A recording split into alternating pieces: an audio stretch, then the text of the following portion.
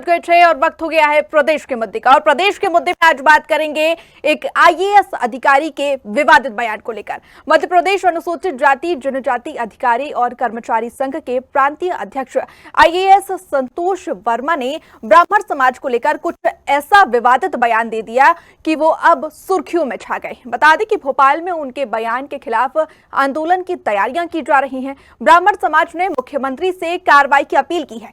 क्या है उनका विवादित बयान और ब्राह्मण समाज की प्रतिक्रिया, देखिए इस रिपोर्ट में। आईएएस संतोष वर्मा बयान विवाद, ब्राह्मण समाज में बढ़ा आक्रोश, मुख्यमंत्री से कड़ी कार्रवाई की मांग, भोपाल में आंदोलन की तैयारी, बीजेपी विधायक ने दी प्रतिक्रिया, हिंदू एकता तोड़ने की कोशिश, ब्राह्मण समाज ने दी चेतावनी, एफआईआर दर्ज कराने की मांग, स्पार्क्स ने बयान को बताया निंदनीय, सनातन सेना ने रखा इनाम। अब आईएएस संतोष वर्मा के बयान पर ब्राह्मण समाज के प्रतिनिधियों की प्रतिक्रिया सामने आ रही है। बीजेपी विधायक रामेश्वर शर्मा ने कहा, कुछ जातिवादी लोग हिंदू एकता को भंग करना चाहते हैं। अपराधी मानसिकता किसी की भी नहीं चलेगी। शर्मा ने कहा, सनातन एकता रहेगी, हिंदू एक था और एक ही रहेगा। मुझे लगता है ऐसे मूर्खों की बातों पर किसी पे कोई ध्यान नहीं दो। आप चिंता मत करो, सनातन और हिंदू एकता जिंदा रहेगी। ये सब एक जातिवादी लोग जितने भी हैं एकता में भंग करने की कोशिश कर रहे हैं। हिंदू एक था, एक है, रहेगा। सब बेटियों का सम्मान है, सब बेटियां सुरक्षित हैं। अपराधी मानसिकता किसी की भी चलेगी नहीं। अखिल भारतीय ब्राह्मण समाज के प्रदेश अध्यक्ष पुष्पेंद्र मिश्रा ने कहा, ब्राह्मण बेटियों के खिलाफ गई टिप्पणी पर संतोष वर्मा के खिलाफ एफआईआर दर्ज हो। आपराधिक मामला दर्ज नहीं होने पर ब्राह्मण समाज पूरे प्रदेश में आंदोलन करेगा। वर्तमान अजाक्स के प्रदेश अध्यक्ष आईएएस संतोष वर्मा जी द्वारा विगत पिछले दिन एक कार्यक्रम के दौरान उन्होंने अभद्र भाषा का प्रयोग किया और वह यह भाषा है कि ब्राह्मण अपनी लड़कियों को हमारे बेटे के साथ ब्याहे और वह डैश डैश करे तो जाकर के आरक्षण खत्म होगा। अखिल भारतीय ब्राह्मण समाज ऐसे पढ़े लिखे अभद्र व्यक्ति की घोर निंदा करता है और मैं माननीय मुख्यमंत्री जी से निवेदन करूंगा कि ऐसे पढ़े लिखे आईएएस व्यक्ति को अगर आप अच्छे इस पद पर रखेंगे तो समाज किस ओर जाएगा। उन्होंने पूरे संपूर्ण ब्राह्मण समाज को, हमारी बहन बेटियों को जिस प्रकार से उन्होंने अपनी भाषा का प्रयोग किया है, पूरा संगठन पूरा समाज क्रोध के भाव में है। माननीय मुख्यमंत्री जी से हम बार बार निवेदन करेंगे कि ऐसे व्यक्ति को तत्काल प्रभाव से निष्कासित किया जाए, अन्यथा पूरे मध्य प्रदेश में घोर आंदोलन होगा और इसकी पूरी जवाबदेही शासन और प्रशासन की होगी। कांग्रेस पार्टी के राष्ट्र संयोजक एवं सेवानिवृत्त आईएएस डॉक्टर हीरालाल त्रिवेदी की प्रतिक्रिया दी और कहा, इससे घटिया और निंदनीय बयान नहीं हो सकता। के नए बने अध्यक्ष आईएएस अधिकारी संतोष वर्मा का ये कहना कि आर्थिक आधार पर आरक्षण तब तक जारी रहना चाहिए जब तक कोई ब्राह्मण उसकी बेटी को, इनके बेटे को दान न कर दे या वो उससे संबंध न बना ले। इससे निकृष्ट, घटिया और निंदनीय कोई स्टेटमेंट नहीं हो सकता। जो अपनी बेटी और दूसरी बेटी में इतना फर्क करता हो, उसके लिए कोई शब्द नहीं है। ऐसे व्यक्ति का सामाजिक तौर पर बहिष्कार होना चाहिए। राष्ट्र सनातन सेना के राष्ट्रीय अध्यक्ष भगवती प्रसाद शुक्ला ने कहा, संतोष वर्मा का जो भी मुंह काला करेगा उसे 51,000 का इनाम दिया जाएगा। इस तरह के बयान जब समाज में, देश में आते हैं तो कहीं ना कहीं समाज को तोड़ने का कार्य करते हैं। जिस तरह से ब्राह्मण समाज को टारगेट करके बहन बेटियों के लिए जो बयान दिया है, इस तरह की गलत टीका टिप्पणी की है, वो घोर निंदनीय है। क्योंकि किसी भी समाज की बहन बेटियां सर्व समाज के लिए एक सम्मान का विषय है और इस तरह से जे अपनी महत्वाकांक्षा पूरी करने के लिए और बहन बेटियों को, ब्राह्मणों को टारगेट कर रहा है, घोर निंदनीय है। राष्ट्रीय सनातन सेना भारत शासन, प्रशासन और माननीय मुख्यमंत्री जी से कहती है कि जल्द से जल्द इस पर कार्रवाई करें, नहीं तो उग्र आंदोलन होगा और कोई भी व्यक्ति इस संतोष वर्मा का मुंह काला करेगा उसको 51,000 का नगद पुरस्कार दिया जाएगा। इस आतंकवादी का जल्द से जल्द मुंह काला होना ही चाहिए। जय श्री राम। कुल मिलाकर आईएएस संतोष वर्मा का ये बयान सिर्फ एक टिप्पणी नहीं बल्कि सामाजिक और राजनीतिक हलकों में एक बड़े विवाद का कारण बन गया है। ब्राह्मण समाज जहां इसे अपनी अस्मिता और सम्मान का प्रश्न बता रहा है, वहीं बीजेपी के नेता हो या सामाजिक संगठन लगभग सभी इसे निंदनीय और हिंदू समाज की एकता को तोड़ने वाला बयान बता रहे हैं। एफआईआर की मांग हो या आंदोलन की चेतावनी, प्रदेश में माहौल लगातार गर्म होता दिख रहा है। तो बता दें कि आईएएस संतोष वर्मा का ये बयान लगातार विवादों के घेरे में है और आज का बड़ा सवाल है कि एक सीनियर आईएएस अफसर खुलेआम ब्राह्मण समाज पर इतनी बड़ी टिप्पणी कैसे कर सकते हैं। यह अभिव्यक्ति की आजादी है या समाज को बांटने की खुली चुनौती। प्रदेश भड़क रहा है, आंदोलन की तैयारी है, लेकिन सरकार खामोश क्यों है और उस पर करनी सेना क्या कुछ कह रही, चलिए आपको सुनवाते हैं।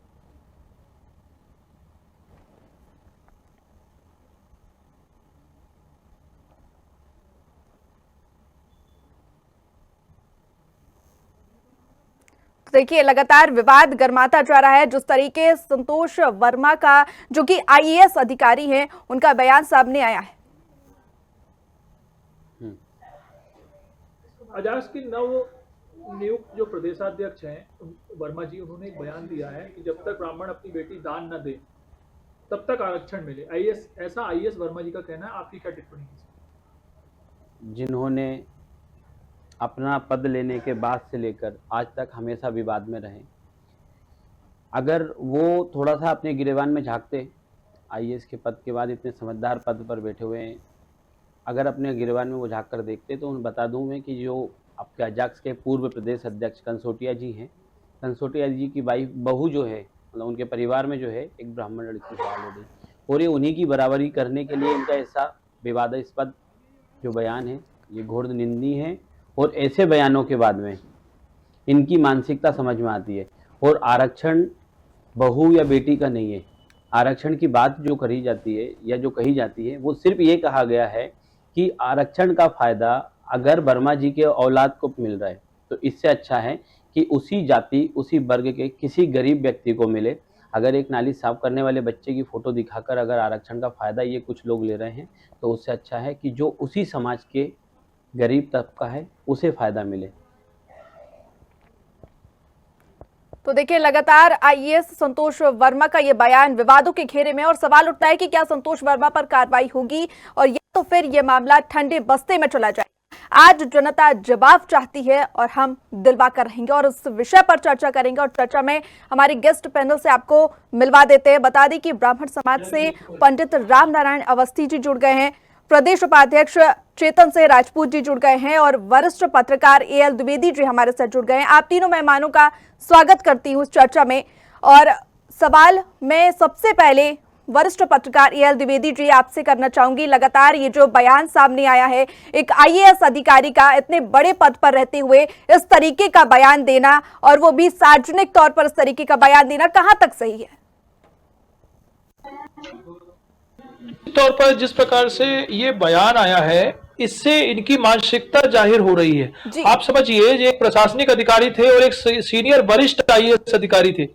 जब इनका ऐसा बयान आता है तो निश्चित तौर पर इनकी जो एक सोच है वो एक संकीर्ण मानसिकता है, उसकी जग जाहिर आलोचना करना बिल्कुल जायज है। आप समझिए, जब ये सेवा में रहे होंगे तो ये किस प्रकार से पक्षपात करके निर्णयों को कायम करते होंगे और ये किस प्रकार से निर्णय देते होंगे, इससे इनकी मानसिकता झलकती है। आप समझिए कि एक सीनियर आईएएस अधिकारी को किसी भी बहन बेटी के ऊपर इस प्रकार की टिप्पणी करना शोभनीय नहीं होता, क्योंकि हमारे देश में जहां पर बहन बेटियां पूजनीय हैं उनका एक स्तर है और इवन राजनीतिक परिवेश में भी उसका एक निराकरण हो रहा है और लोगों को ज्यादा से ज्यादा महिलाओं का उत्थान की, महिला सशक्तिकरण की जहां बात होती है उस प्रकार में इस प्रकार एक शर्मनाक निंदा की बात होती है और इसका एक विश्लेषण होना चाहिए। और निश्चित तौर पर उनका क्यों आया, क्या उनकी ऐसी मानसिकता रही, और दूसरा जब वे सेवा में थे तो क्या उन्होंने इस प्रकार के निर्णय से पक्षपात किया क्या ब्राह्मणों के ऊपर? चूंकि मैं ब्राह्मण हूं तो मैं ऐसा नहीं बोल रहा हूं, मैं वरिष्ठ पत्रकार के तौर पर बोल रहा हूं। मुझे ऐसा लगता है कि जब ये सेवा में होंगे तो निश्चित तौर पर इन्होंने कुछ ना कुछ पक्षपात किया होगा, उस आधार पर ये कार्य कर रहे होंगे। ठीक है द्विवेदी जी, आपसे फिर हम बातचीत करेंगे और तमाम मेहमानों से बातचीत करेंगे, लेकिन इस पूरे विषय पर आईएएस संतोष वर्मा ने क्या कुछ कहा है आपको वो भी सुनवा देते हैं। एक परिवार में एक व्यक्ति को आरक्षण मिलना चाहिए, जब तक कि मेरे बेटे को कोई ब्राह्मण अपनी बेटी दान नहीं करते या उससे उसका संबंध नहीं बना दे। केवल आर्थिक आधार की अगर बात है तो देखिए यही बयान है जो लगातार सुर्खियों में बना हुआ है, लगातार चर्चा का विषय बना हुआ है और लगातार उसकी निंदा भी हो रही है। और चलिए अब हम ब्राह्मण समाज से हमारे साथ जुड़े हुए हैं पंडित रामनारायण अवस्थी जी। क्या अब तक मेरी आवाज आ रही है अवस्थी जी? जी आपकी आवाज आ रही है मुझको। जी जी, जिस तरीके ये बयान सामने आया है, देखा जा रहा है कि ब्राह्मण समाज में बहुत गुस्सा देखा जा रहा है, अपमान बताया जा रहा है कि अपमानजनक बयान ये सामने आया है। लेकिन एक तरफ वो उनको निजी बयान भी कह रहे हैं, निजी राय भी कही जा रही है, लेकिन ये निजी राय सार्वजनिक मंच से ऐसे देना कहां तक सही है? ये निजी राय किसी हालत में नहीं हो सकती। सार्वजनिक रूप से मंच से वक्तव्य दिया गया है, इसको पर्सनल कहना बिल्कुल गलत है जी। और रही बात जो कहा है उनने ब्राह्मण बेटियों के लिए, ब्राह्मण समाज कैसे भी इस ब्राह्मण बेटियों के लिए दिए गए वक्तव्य को सहन नहीं करेगा। यह उनकी मानसिकता जो है उनके दिमाग में और दिल में जो चलता रहता है, हो सकता है बहुत दिन बाद बाहर आया हो, लेकिन कहीं ना कहीं वही बाहर आता है जो मन में चल रहा होता है। उनने जो बयान दिया है वो घोर निंदनीय है। बिल्कुल। आज तक के इतिहास में कोई भी आईएएस ऑफिसर के मुख से इस तरह का कोई वक्तव्य नहीं सुना गया। हमने भी आज डिप्टी सीएम राजेंद्र शुक्ला जी को ज्ञापन दिया है जी।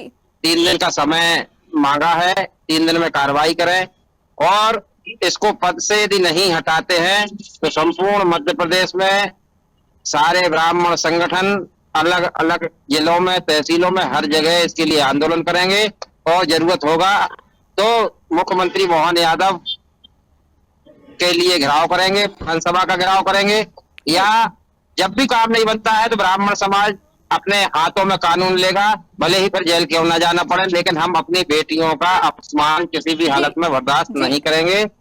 जी, लेकिन अवस्थी जी जो गलती उन्होंने की है शायद उसका एहसास उन्हें हो गया है, उन्होंने माफी भी मांगी है, उस पर क्या कहेंगे? देखो, गलती करना और माफी मांगना जो एक ट्रेंड चल गया है, आपको कहना चाहिए कि अपनी बात रखने के लिए अपमान किसी का भी कर दो और उससे फिर माफी मांग लो। माफी मांगने से काम नहीं चलेगा। हम तो हम माफी मांगने की कार्रवाई के लिए बोल ही नहीं रहे, हम तो सरकार से मांग कर रहे हैं इसको पद से हटाया जाए। केवल एक ही मांग है हमारी, इसको पद से हटाया जाए। माफी ना हमने कहा है को आप माफी मांगो और ना माफी स्वीकार है। ठीक है अवस्थी जी, इसका मतलब माफी से काम तो नहीं चलेगा। चलिए हमारे साथ प्रदेश उपाध्यक्ष करनी सेना के प्रदेश उपाध्यक्ष भी जुड़े हुए हैं चेतन से राजपूत जी। राजपूत जी, सवाल ये उठता है कि सार्वजनिक मंच से इस तरीके आईएएस अधिकारी का ये बयान सामने आया है, अगर उनके पिछले रिकॉर्ड देखा जाए तो वो भी कुछ खासा अच्छे नहीं है। इस तरीके आईएएस अफसर का बयान सामने आना क्या समझते हैं आप? अपनी टिप्पणी दीजिए। ये जो आईएएस हैं संतोष वर्मा जी, ये शुरू से विवादित रहे। इन्होंने तो कोर्ट का डुप्लीकेट फर्जी दस्तावेज बनाकर अपने आप का प्रमोशन भी लिया था। अगर आपको ये मुद्दा याद होगा तो ये भी इनके ऊपर केस चला था और कई विवादित बयान इन्होंने दिए हैं। और इतने बड़े मंच के ऊपर बैठकर आप एक तबके को खुश करने के लिए, एक संगठन के आप अध्यक्ष बने रहने के लिए, वहां के कुछ लोगों को खुश करने के लिए किसी की बहन बेटी की इज्जत आबरू के साथ तो नहीं खेल सकते, ठीक है। और आपने किसी भी समाज, एक पूरा वर्ग के पूरे तबके को ताक पर रखकर आपने इतना बड़ा बयान दिया है। और ऑलरेडी कई ऐसे परिवार हैं, आज आप भी देख रहे हैं और जनता भी देख रही है कि जहां पर जाति प्रथा से ऊपर उठकर सामाजिक शादियां हुई हैं। और रही बात आरक्षण की, तो आरक्षण जो था वो शादी विवाह के लिए नहीं था, वह था कि जो भी दलित, शोषित, वंचित व्यक्ति हैं उनके उत्थान के लिए आरक्षण होता है, शादी के लिए नहीं था। तो उनका उत्थान, मैं तो आपके माध्यम से कहना चाहूंगा कि आदरणीय आईएएस साहब ये बता दें कि कितने लोगों का उत्थान हुआ है और ये बता दें कि इन्होंने एक बार कोटा लेने के बाद कितनी बार अपना कोटा छोड़कर कई लोग नौजवान मिलेंगे जो इनके बाद की पीढ़ियां हैं, इनके पारिवारिक पीढ़ियां हैं, तो एक ही पीढ़ी को पूरी बनाए चलाने से अच्छा है कि जो उस तबके के गरीब वंचित व्यक्ति हैं उन्हें आरक्षण दिया जाए।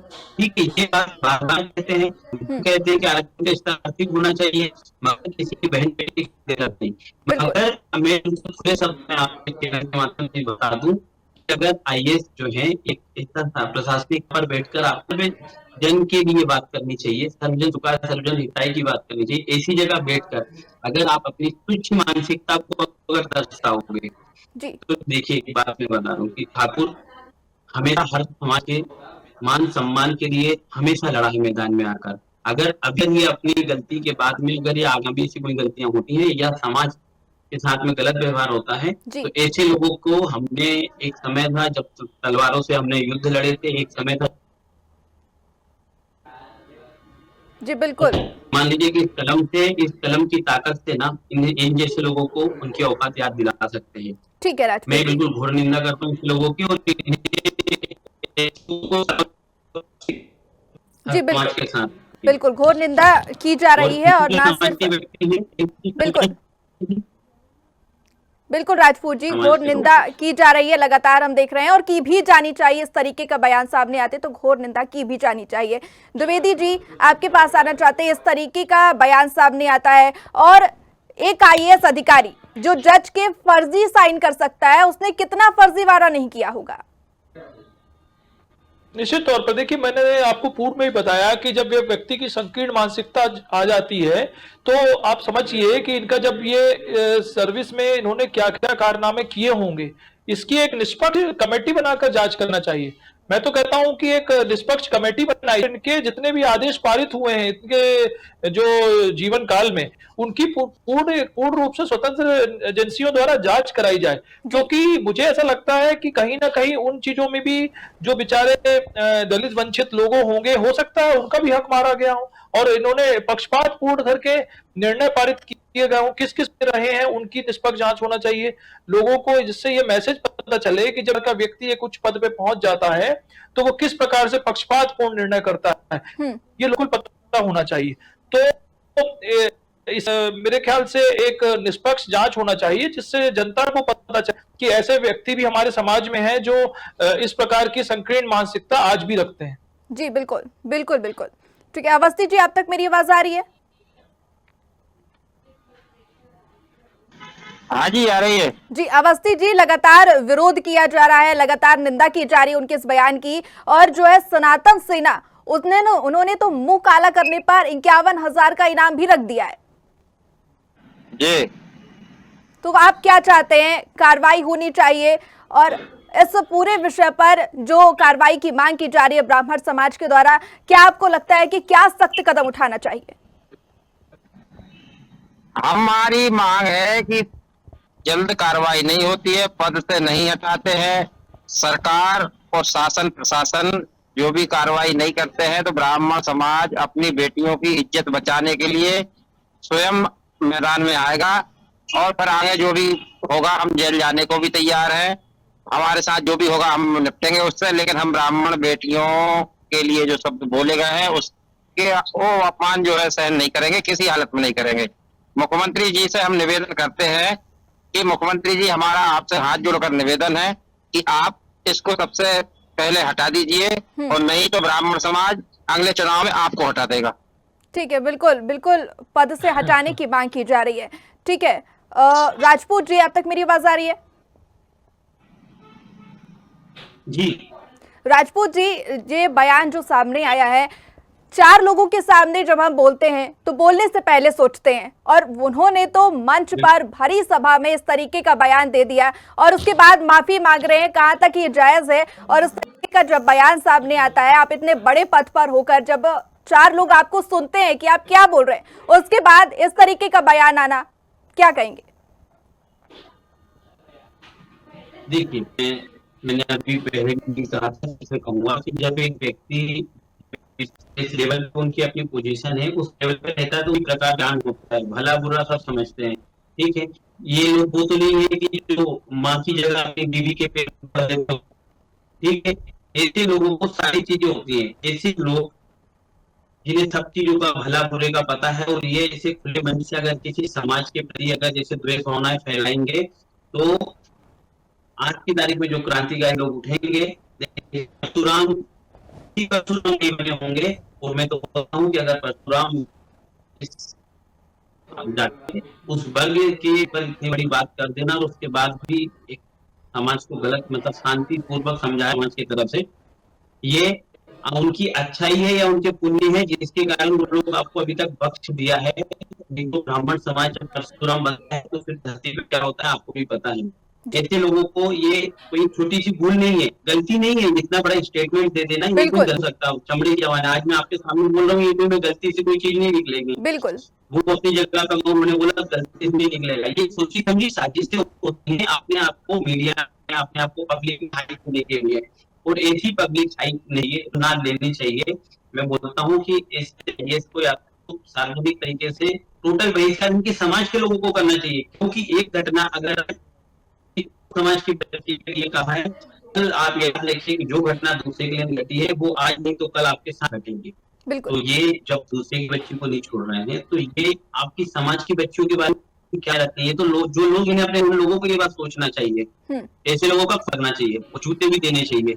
बिल्कुल बिल्कुल, कार्रवाई तो होनी ही चाहिए। द्विवेदी जी, लगातार उनके द्वारा जो बयान दिया है उसका विरोध तो हो रहा है, उन्होंने माफी भी मांग ली है, लेकिन ये माफी कहीं नौकरी बचाने के उद्देश्य से तो नहीं मांगी गई, क्योंकि जब आपने बयान दिया, जब आपने बोला, तब तो सोच समझ के नहीं बोला, और उसके बाद जब विरोध होने लगा तब आपकी माफी सामने आती है। तो कहीं ये माफी नौकरी बचाने के लिए तो नहीं?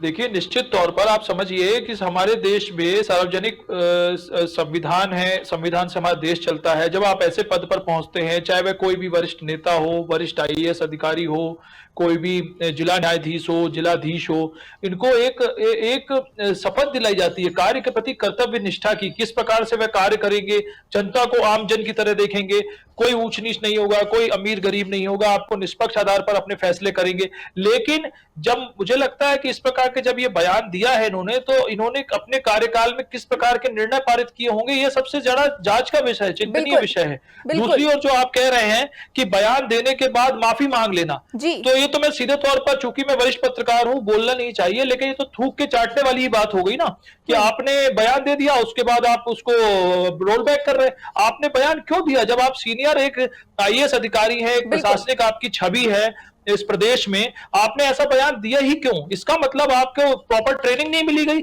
आपने देखा होगा जब भी कोई व्यक्ति एमपी पीएससी या आईएएस में चयन होता है, उसको पूरा एक कंडक्ट प्रोटोकॉल की एक ट्रेनिंग मसूरी में या अन्य जगह पर एक दी जाती है, और किस प्रकार से उसको अपने कर्तव्य निष्ठा का पालन करना है, कार्य का पालन करना है, ये सब उनको सिखाया जाता है। लेकिन अब जब आप इस प्रकार के बयान दे रहे हैं, तो इससे तो आपकी संकीर्ण मानसिकता की सोच जग जाहिर हो गई। बिल्कुल बिल्कुल। क्या इस पर हिंदू एकता पर भी फर्क पड़ेगा इस बयान के बाद? निश्चित तौर पर जब कोई भी व्यक्ति अगर किसी वर्ग समाज के लिए बोलता है, तो निश्चित तौर पर अन्य समाज जो होता है वह सोचने पर विवश हो जाता है कि कहीं ऐसा तो नहीं कि इनके प्रति हमारे लिए भी यही भाव हो। तो अन्य जो समाज है उनको भी चिंता करने का एक विषय मिल गया है कि ऐसे अधिकारियों का निश्चित तौर पर बहिष्कार होना चाहिए, और शासन प्रशासन को तुरंत इनकी एक स्वतंत्र जांच कराकर, जैसे मैंने पूर्व में भी बोला, जांच कराकर इनको सेवा से तत्काल प्रभाव से बर्खास्त करना चाहिए। या फिर इन्होंने किस प्रकार के निर्णय पारित किए हैं अपने जीवन काल में, उन निर्णयों को भी जांच करना चाहिए। और आपको फिर दोहराना चाहता हूं कि माफी मांग लेना एक समस्या का समाधान नहीं होता है। बिल्कुल। और अभी द्विवेदी जी हमारे साथ अवस्थी जी भी जुड़े हुए हैं ब्राह्मण समाज से। उन्होंने भी ये कहा कि हमारे द्वारा ज्ञापन दिया गया है, शिकायत की गई है, 3 दिन में कार्रवाई नहीं होती है, डिप्टी कलेक्टर को ज्ञापन दिया गया है, उसके बाद हम जो भी है आंदोलन करेंगे। लेकिन आपको क्या लगता है, क्या पुलिस को स्वतः से संज्ञान लेना चाहिए या फिर किस तरीके की सख्त कार्रवाई करनी चाहिए? निश्चित तौर पर इनकी एक स्वतंत्र जांच एजेंसी बनाना चाहिए, और स्वतंत्र जांच एजेंसी बनाने के बाद इनकी जांच कराना चाहिए, और के निर्णय हुए जी निश्चित तौर पर।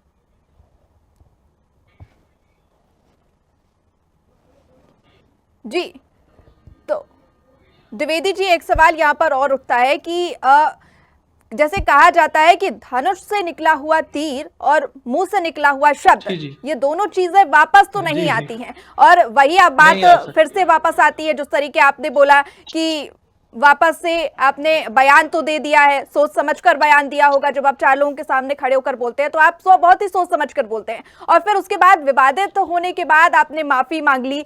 तो क्या अगर ये जो बयान है वो विवादित रूप नहीं लेता तो क्या उनकी तरफ से माफी भी सामने आती?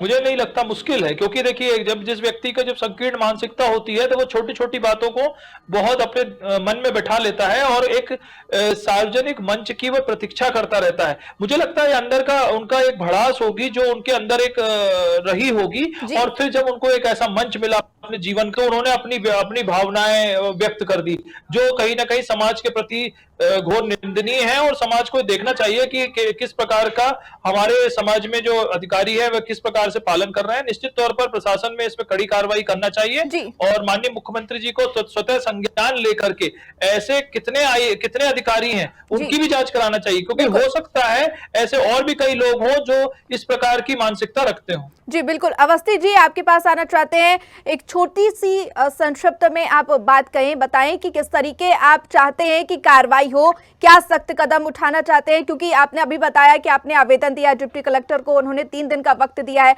अगर कुछ नहीं होता है इस पूरे मामले पर, डिप्टी सीएम नहीं कोई ठोस कदम उठाते, तो आप लोगों के द्वारा क्या कुछ सख्त एक्शन या फिर क्या कुछ आंदोलन किया जाएगा, क्या किया जाएगा?